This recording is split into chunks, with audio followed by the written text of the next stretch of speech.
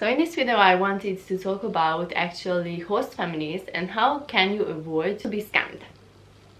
Okay, so my experience is the best way to avoid being scammed. First of all, do not look for a job on the internet. Okay, if you want to get a job as an au pair, try to get a job as an au pair through an agency. Why is it essential to get a job through an agency? I think it's very essential to get a job through an agency because then you have, this kind of backup.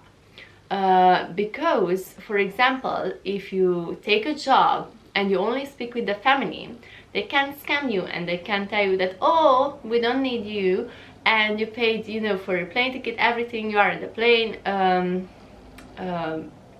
you arrived actually and there is no one waiting for you, and they just call you and tell you, okay, we have other problems going on, and you are there actually being homeless. Yeah, but if you go to an agency, they look after you. If there is a problem, they will actually talk with the family, and if the family cannot really invite you over to their house or cannot host you, then the agency will try to relocate you somewhere, hostel or something else, and they find you another family and you have an interview with the family, and then you can go.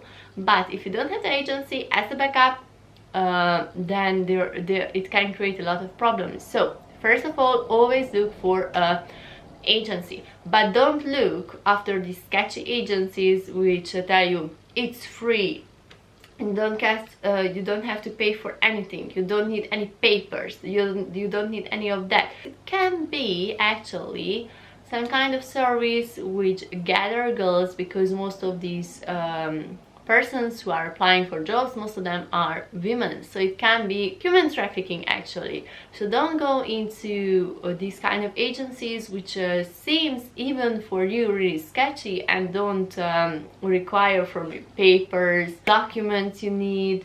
You don't have to sign anything.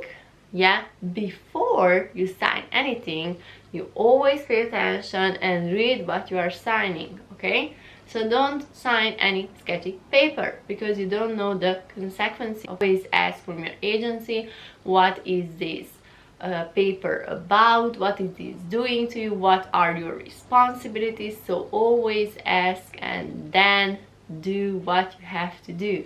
As a personal experience, you also have to pay attention to the family's background. Okay, so it is a personal preference in which family do you want to go. So if you, for example, want to work with kids or something like that are under the age of 3 or 2 or newborns, it's your personal preference, but always take into consideration that, for example, in a family where is a newborn, can be other childs, and you also have to take, for example, pay attention to the newborn, take the other kids to school, and you have also a lot of going on your plate. So if they are going to do school, you also have to do homework with them. You also have to do all the cleaning, all the stuff, because most of the families are hiring an au pair to have, to go to job. So actually you are going to be a mom for them, and the 3 children in a family is really much, and it is really a big responsibility for you. So always look for families. I think, as a personal experience, I would rather say that look for a family in which there is only 1 or 2 children, and they are, not that little. So you don't have to pay attention as much to them, and you can also do your own thing. Maybe find a part-time job which also gives you money, and then you can travel as well. Because let's be honest with you, if your parents don't give you money during this experience, you won't have much time and money to actually travel on your own.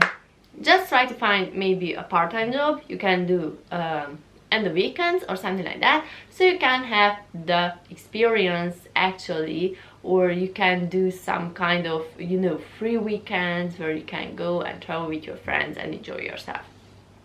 Okay, and another thing you have to take into consideration, this is my favorite word, but another thing you have to pay attention, I think as a personal experience, I say that is a mother working or is a mother at home. I think it's always better to ask this question from the host family. The women are actually more likely to be nosy about your thing, and a mother who is a stay-at-home mother, I think is the worst experience. I don't know why, but for me it was. So a stay-at-home mother who actually, I don't know, has an Uber or something like that, always thinks that you are a kind of house woman around the house, which is partially true, but it's not that true. So she always gives you advice how to do things and always wants you to do more things, and then you are in the kind of loop when that you get up early to get the children to school, then wash the dishes, then clean the carpet, then she actually is at home and watching TV, and then she said, okay, then you can clean the garden. Okay, when you come back, you go to the children, you do homework, and then she says, okay, then you can clean the garage. And then you find yourself in a situation where you are always doing your house chores, you are always doing something, you are always tired, you don't have time for yourself, and this person is really enjoying herself. So I don't say that it's the most general thing, but I think when women are home, it's a kind of, I don't know, red flag for me, because then they are not so motivated, they don't do that much, and they always want you to do the work for them. So I would rather go to a family where the woman is not at home, so I can do the things I want to do in the way that is working for me. My other advice not to be scammed is to actually talk with your guest family. How many hours do you have to work actually? And I know that it sounds really appealing in some you know, advertisements, that you only have to work 3 hours a day. Yeah, they always say that you only have to work 4 hours a day. Yeah, and I got this. So when I'm like doing the math in my head, then I'm thinking, okay, making breakfast 50 minutes, washing the dishes half an hour, doing the homework 1.5 hours, something like that, and it comes like 4 hours a day. But is this 4 hour a day? You have to ask your host family, is this really a 4 hour day? How do you imagine my day to look like? And this is when you will know that this 4 hour is only going to be 4 hour, or is it actually an 8 or 9 hour long shift. And you also have to ask the parents if, for example, they want you to help with the children's homework. First of all, do they want you to do the homework instead of their children? Second, or do they want you to make lunch in the morning? Do they want you to take the children to school? Do they want to actually go with the children to school? Because these are also they are not, you know, kind of things that you count into these hours. Because, for example, if they live far away from town, then I have to go with the children to the school and then come back. It's a 1 hour journey for me, and this is also working hours, so you cannot tell me that it is not working hour when I'm with your child. Yeah, or doing the homework in the evening, it also can be 2 or 3 hours long. Do you want me to do that with your children, or do you do that with your children? Or cooking, especially cooking, do you prefer me to cook, or do you cook? Or do you want me to wash the dishes, or you have a dishwasher or something like that? Because that also makes life more complicated. And don't always and don't assume that people will do things for instead of you. It's actually you have to do these things.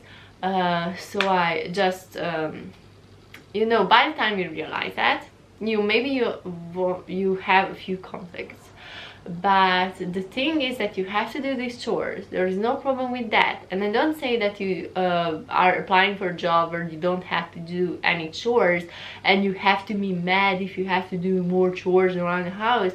It's just only the reality of the job. Yeah, you apply for something and you really want to know how many hours you have to do you have to work on that special day or any actual day. And if you ask a question from the parents like, how do you imagine my day to look like, then you will know if this is actually an 8-hour job, or it is actually really 6-hour job. I can do it, there is no problem with that, I will have time for myself. Because some parents I think like, okay, yeah, it's not that bad, it's only 3 hours, and then you are only and then you are singing the child to sleep at 10 o'clock, and you are really exhausted. So it's always better to ask, how do you imagine my day to look like, and then you avoid being scammed. I think these were the most important advices if you are looking for a job in an au-pair agency.